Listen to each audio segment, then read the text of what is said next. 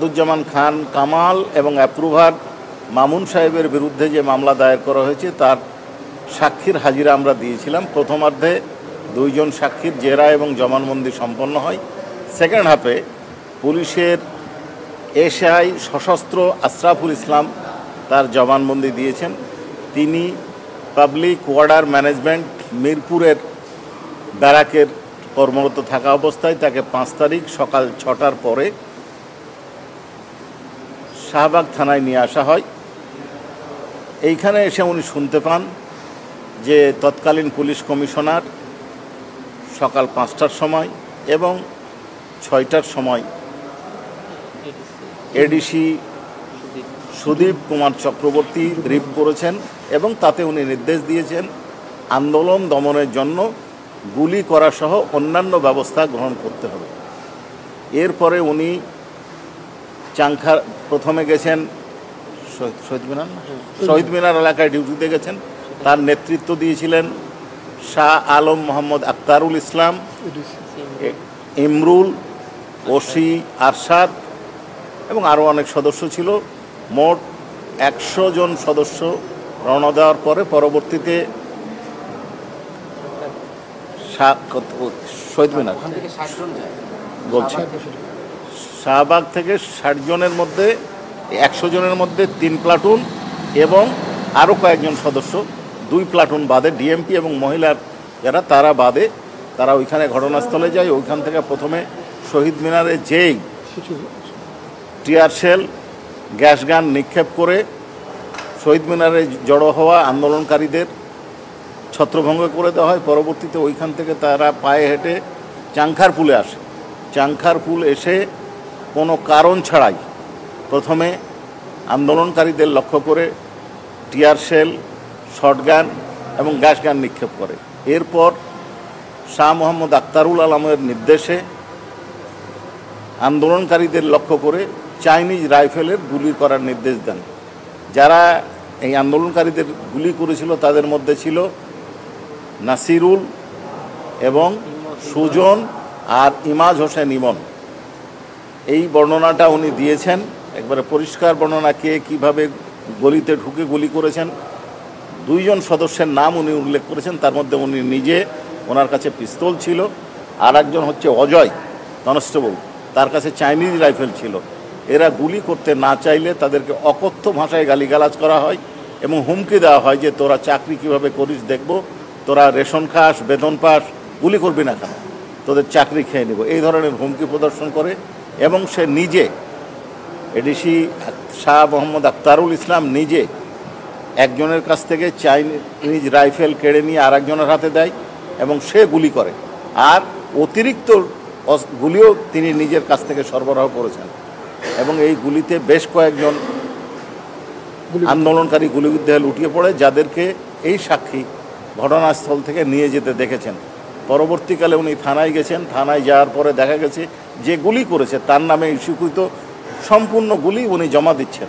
তখন তাকে জিজ্ঞাসা করা হলো যে তুমি গুলি কোথায়, তুমি তো যত রাউন্ড তোমার নামে ইস্যু হয়েছে তত গুলি তো তুমি জমা দিতে পারো না, তুমি গুলি করেছো, আমি নিজে দেখেছি। তো বললো না, এই গুলিটা, অতিরিক্ত গুলিটা শাহ আলম মোহাম্মদ আক্তারুল ইসলাম তাকে সরবরাহ করেছেন। তারপরে তার আত্মরক্ষার্থে সিভিল ড্রেসে ওই তাদের ব্যারাকে ফিরে গেছেন। এই জবানবন্দিটা উনি দিয়েছেন। একটা বিষয় যে চাইনিজ রাইফেলের নিয়ে অনেক বিতর্ক বা অনেক কথা আমরা আজকে যে সাক্ষী আমরা দেখতে পাচ্ছি সেটা পুলিশের তরফ থেকে এই চাইনিজ রাইফেলটা সরবরাহ করা হয়েছে, এটাই তো মূলত আসলো না। চাইনিজ রাইফেল তো পুলিশের নামে ইস্যু করা, এটা নিয়ে বিতর্ক তো কিছু না। ওটা স্নাইপার নিয়ে বোধ হয়, স্নাইপার নিয়ে বোধ হয়, ওটা স্নাইপার, এটা নিয়ে না, পুলিশের নামে ইস্যু করতে হয়। ওখানে গুলি করতে আমরা যেটা ভিডিওতে দেখেছি যে বেশ কয়েকটা লাশ পড়ে আছে, অনেকে নিয়ে যায়, যেমন আনাসকে গুলি করা হয়েছে। জি জি, নিজে দেখেছেন, এই ব্যাপারে কি বলেছেন?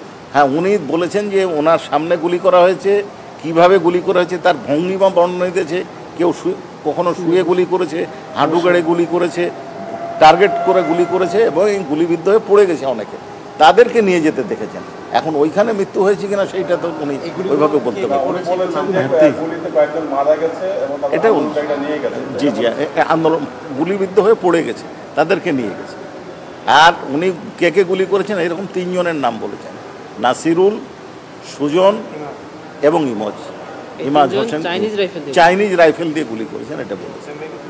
আরেকটা শব্দ বলছেন যে প্রয়োজন ছাড়া grenade charge, sound grenade charge এবং গুলি করা, এটা বলতে কি মানে শান্তিপূর্ণ শিক্ষার্থীদের মার্চের উপরে গুলি করেছেন, বিষয়টা এরকম? উনি যেটা বলেছেন যে আইনে প্রপোর্শনের বল প্রয়োগ, অর্থাৎ আন্দোলনকারী যদি আক্রমণ না করে তাদের উপর কেন গুলি করা, অর্থাৎ কোনো কারণ ছাড়াই আন্দোলনকারীরা কারণ ছাড়াই গুলিটা করা হয়েছে, অপ্রয়োজনীয়, অবৈধ, এটা নির্দেশ দেওয়ার কোনো প্রয়োজন ছিল, এইটুকুই বলি। মাঠ পর্যায়ে কি প্রথম কোনো পুলিশ কর্মকর্তা সাক্ষী দিলেন? এখন পর্যন্ত মাঠ পর্যায়ের এই প্রথম কোনো পুলিশ কর্মকর্তা সাক্ষী দিয়েছে। সেটা হচ্ছে এই যে 4টা মামলার বিচার চলছে, আশুলিয়া, আবু সাইদ, চাঙ্কারপুল আর শেখ হাসিনার বিরুদ্ধে, এই প্রথম মানে এখনো কর্মরত আছেন এরকম একজন পুলিশ তিনি সাক্ষ্য দিলেন চাঙ্কারপুলে মাঠ পর্যায়ে কী কী হয়েছিল। আরেকটা বিষয় যে ওই যে 40 রাউন্ড গুলি নাসিরুল শাহবাগ খান এসে জমা দিল, তাহলে কি ইস্যু করার বাইরেও কোনো গুলি এই আখতারুল ইসলামদের কাছে ছিল? আর এই পুলিশের গুরুত্ব কতটুকু, এনার সাক্ষীটা কেন এত গুরুত্বপূর্ণ? হ্যাঁ, দেখেন আজকে যে পুলিশ সদস্য ট্রাইব্যুনালে এসে সাক্ষ্য দিলেন তার সাক্ষ্যটা অত্যন্ত সাবলীল ছিল, আপনারা দেখেছেন, এবং প্র্যাকটিক্যাল ছিল, এবং একজন হিউম্যান বিংয়ের পক্ষে যতটুকু দেখা, যতটুকু বর্ণনা করা সম্ভব উনি ঠিক ততটুকুই বলেছেন। উনি নিজে একজন পুলিশ কর্মকর্তা ছিলেন, নিজে এসেছিলেন আইন শৃঙ্খলা বাহিনী হিসাবে আন্দোলন দমনে ডিউটি করার জন্য, কিন্তু উনি যখন দেখতে পেয়েছেন যে ওনার উপরে অবৈধ আদেশ প্রদান করা হয়েছে অপ্রয়োজনীয় কারণে গুলি করার জন্য, তখন উনি সহ কয়েকজন পুলিশ গুলি করা থেকে বিরত থেকেছেন, আর বাকিরা গুলি করেছেন। কেন উনি বিরত থেকেছেন তার কারণ উনি বর্ণনা করেছেন। যখন ওনারা বিরত থেকেছেন তখন তার ঊর্ধ্বতন কর্মকর্তা তাদেরকে গালাগালি করেছেন অকথ্য ভাষায়, তাদেরকে হুমকি দিয়েছেন চাকরি থেকে বের করে দেওয়ার, এবং একজন পুলিশ সদস্যের কাছ থেকে তার ব্যবহৃত বা তার নামে ইস্যু করা চাইনিজ রাইফেল কেড়ে নিয়ে সুজন হোসেন নামে একজন কনস্টেবল, যার নামে কোনো অস্ত্র ছিল না, তার নামে ছিল ইস্যু করা মানে লাঠি এবং ঢাল। কেন এটা করা হলো? ইন্টেনশনটা হলো এই যে যখন পরবর্তীতে দেখা যাবে যে নাসিরুল গুলি করছে অথচ কাগজে দেখা যাবে যে নাসিরুলের নামে কোনো অস্ত্র নাই, তখন এটা প্রমাণ করা যাবে না, সুজনের নামে এই অস্ত্র নাই, তখন সুজনের বিরুদ্ধে গুলির কোনো চার্জ আনা যাবে না, আর যার নামে গুলি আছে সে তো গুলি করেনি সে বলবে, এরকম একটা সিচুয়েশন ক্রিয়েট করার উদ্দেশ্য ছিল। এবং যাদের নামে যে বন্দুক বা অস্ত্র বা বুলেট ইস্যু করা হয়েছে ঠিক ততগুলা বুলেট পুলিশ কাস্টডিতে জমা দেওয়া হয়েছে এবং সেটা রেকর্ডে আছে, তাহলে প্রমাণ করা হবে যে আসলে যতগুলো বুলেট দেওয়া হয়েছিল তার একটিও খরচ করা হয়নি, অতএব আন্দোলনে দ্যাট ওয়াজ দ্য ইন্টেনশন।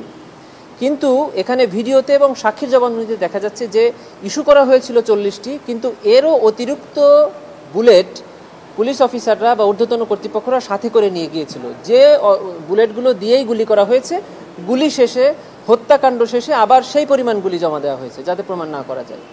আজকের এই সাক্ষীতে প্রমাণিত হলো, প্রসিকিউশন মনে করে যে পুলিশ গভর্নমেন্টের ইনস্ট্রাকশনে এই আন্দোলনকারী ছাত্র জনতার উপরে নির্বিচারে গুলি করেছে এবং সেই গুলি এবং নিহত বা হতাহতের ঘটনা ধামাচাপা দেওয়ার জন্য অতিরিক্ত গুলি এবং অস্ত্র তারা তাদের কাছে সরবরাহ করেছিল এবং রেখেছিল, এটাই প্রমাণিত হয়। এটা এখনো বলা কঠিন, আশা করছি আরও 10 জনের মতো সাক্ষী আমাদের প্রয়োজন হবে। এই পর্যন্ত এই মামলায় 39 জন সাক্ষীর জবানবন্দি ট্রাইব্যুনাল গ্রহণ করেছে।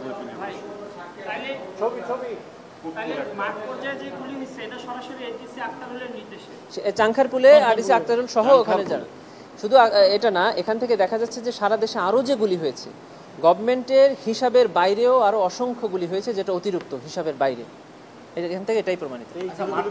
আখতারুল ইসলামের প্রশ্নটা আসলো, কিন্তু এই মামলা তো শেখ হাসিনার বিরুদ্ধে, এখানে হাবিবুর রহমান এবং সুদীপ কুমার এবং শেখ হাসিনার যে সুপিরিয়র কমান্ড রেসপন্সিবিলিটি, ওইটাকে কিভাবে মানে ওয়াইড এসপেক্ট, এটা আমরা অন্য সাক্ষী এবং ডকুমেন্ট দিয়ে প্রমাণ করব।